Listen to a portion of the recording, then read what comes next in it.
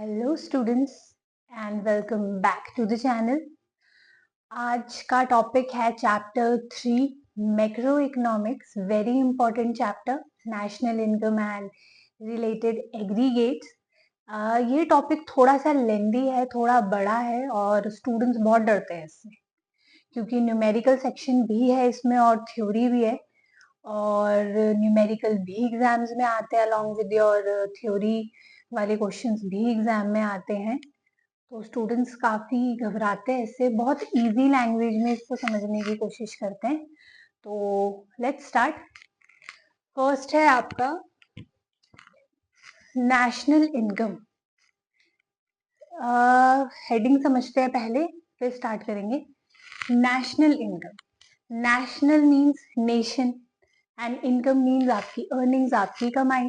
तो मतलब नेशन की अर्निंग्स की बात कर रहे हैं हम, ठीक है। तो नेशनल इनकम क्या होती है? Total monetary value of all goods and services that are produced by the nation during a period of time.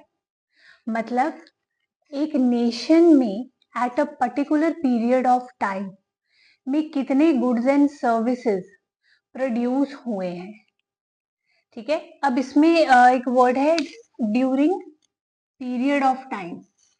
Period of time means हम 2 ईयर फॉलो करते हैं, या तो कैलेंडर ईयर या फाइनेंशियल ईयर। मेनली हम फाइनेंशियल ईयर ही follow करते हैं, लेकिन हम दोनों समझ लेते हैं, कैलेंडर और financial. Calendar year and your financial year. Calendar year जो आपके कैलेंडर्स में शुरू होता है, ऐसे ही होता है calendar, 1st Jan to your 31st of December, right? And financial year from 1st April to your 31st of March. मतलब या तो इसमें या तो इसमें, इन दोनों ईयर्स में जितनी भी goods and services with in the nation produce होगी और उससे जो अर्निंग्स होंगी वो हम नेशनल इनकम में कैलकुलेट करते हैं, ठीक है। नेक्स्ट है आपका फैक्टर इनकम। अब फैक्टर्स हमने पीछे वाले चैप्टर में भी पढ़ा था, chapter number 2 circular flow of income में। तो फैक्टर इनकम क्या होती है आपकी? Income earned by person, income earned by person by providing services to the firm. मतलब जब एक आदमी एक फर्म को सर्विसेज प्रोवाइड करेगा और उसके बदले उसको अर्निंग्स मिलेंगी, उसके बदले उसे पैसे मिलेंगे, तो वो आता है आपका फैक्टर इनकम में, ठीक है। अब देखिए, फैक्टर सर्विसेज की बात हो रही है यहाँ पर। मतलब ये वाली सर्विसेज, फैक्टर सर्विसेज, जब एक पर्टिकुलर इंडिविजुअल एक फर्म को देगा। फैक्टर सर्विसेज कौन कौन सी होती है? Land, labour, capital and your entrepreneur, right. अब ये 4 सर्विसेज दे के जो हमें अर्निंग्स मिलेंगी इन दी फॉर्म ऑफ लैंड के बदले रेंट मिलेगा, लेबर के बदले वेजेस मिलेंगे, कैपिटल के एक्सचेंज में you will get interest and entrepreneur will get profit,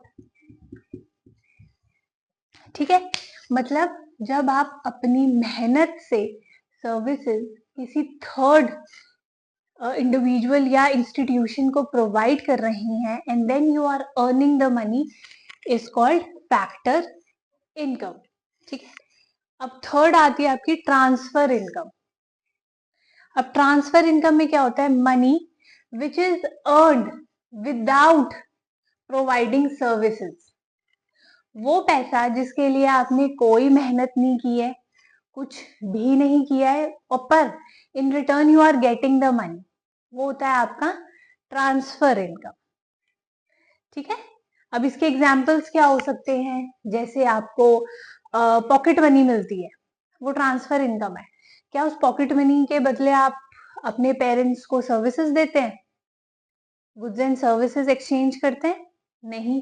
old age pensions monthly आपको मिलती है, in return you are doing nothing, ठीक है। Subsidies, when you purchase something from a ration shop, government ration shop, और हम gas cylinder, LPG cylinders हम खरीदते हैं तो उस पर हमें सब्सिडीज मिलती हैं, क्या हम कोई सर्विस दे रहे हैं उसके बदले? नहीं।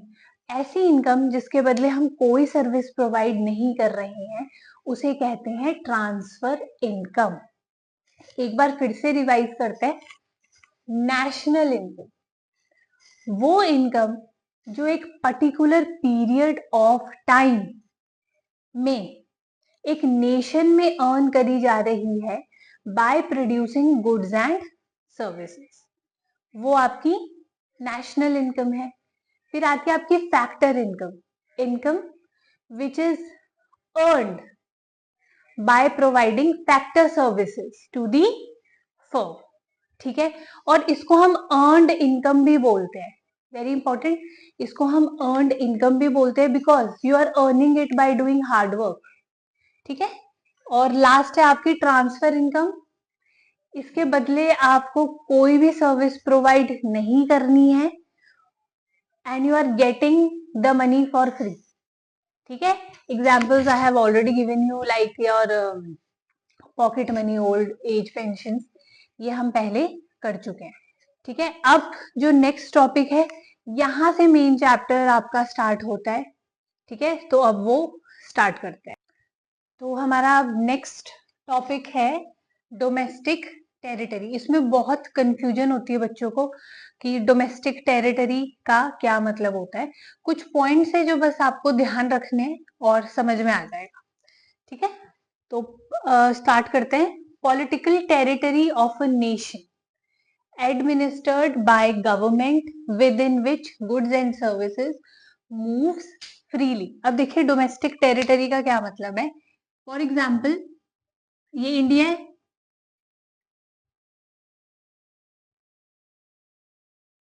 ठीक है, ये इंडिया है। अब इसकी जो भी टेरिटरी है, जो भी बाउंड्रीज है, इसमें आप फ्रीली अपने गुड्स एंड सर्विसेज मूव कर सकते हैं, आप भी फ्रीली घूम सकते हैं, ठीक है।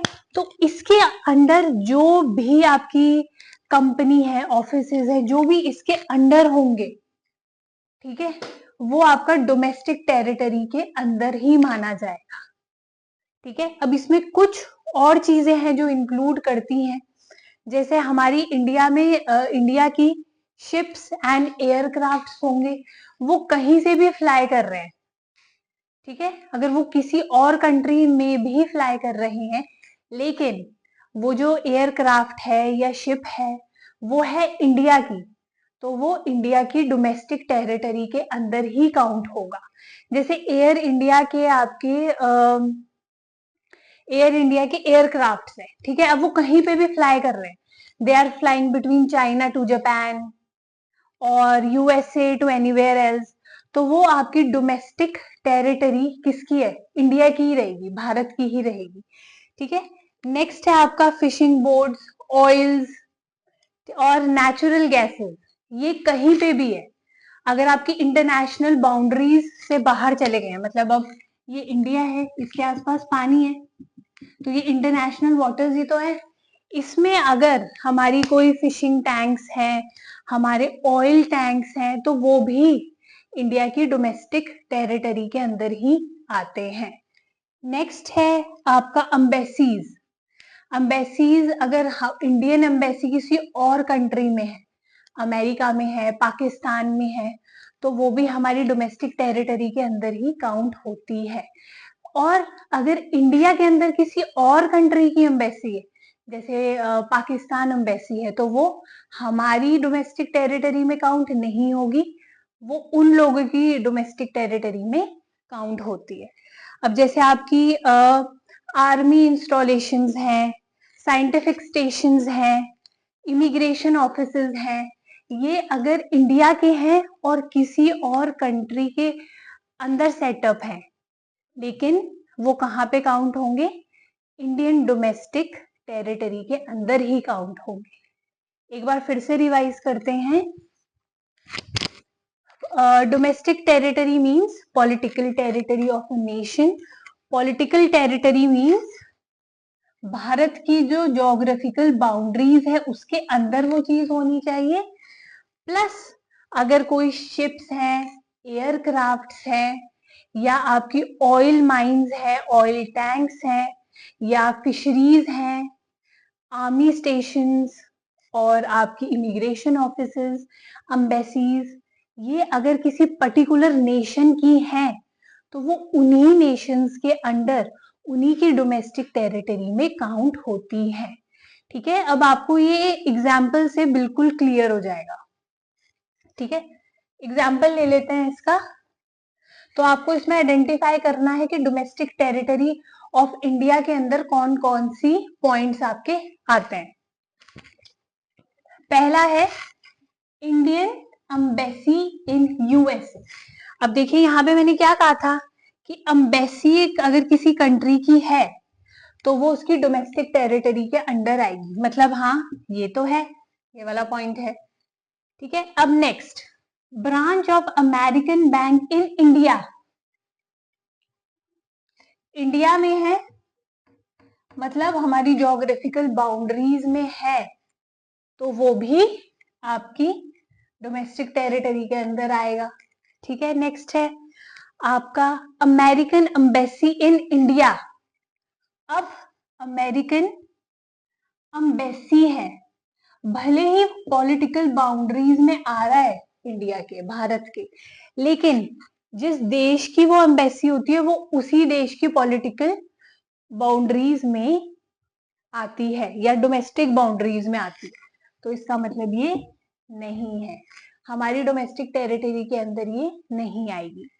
Next, branch of an Indian company in Japan. अब देखिए, भले ही ये इंडियन कंपनी है लेकिन ये हमारी पॉलिटिकल बाउंड्रीज में नहीं है, भारत से बाहर चली गई है, हमारी ज्योग्राफिकल बाउंड्रीज में नहीं आ रहा है, मतलब ये नहीं होगा.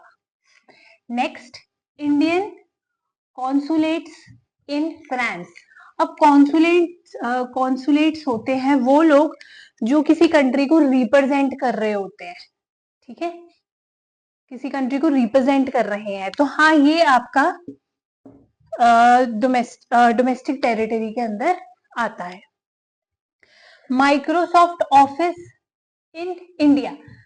ठीक है, अब हाँ, ये ज्योग्राफिकल बाउंड्रीज में हमारी है तो ये भी आएगा. आई होप आपको ये अब इसमें कंफ्यूजन नहीं होगा, ये क्लियर हो चुका होगा आपको डोमेस्टिक टेरिटरी. अब जो हम नेक्स्ट करेंगे वो होगा आपका नॉर्मल रेजिडेंस, तो उसको लिख लेते हैं.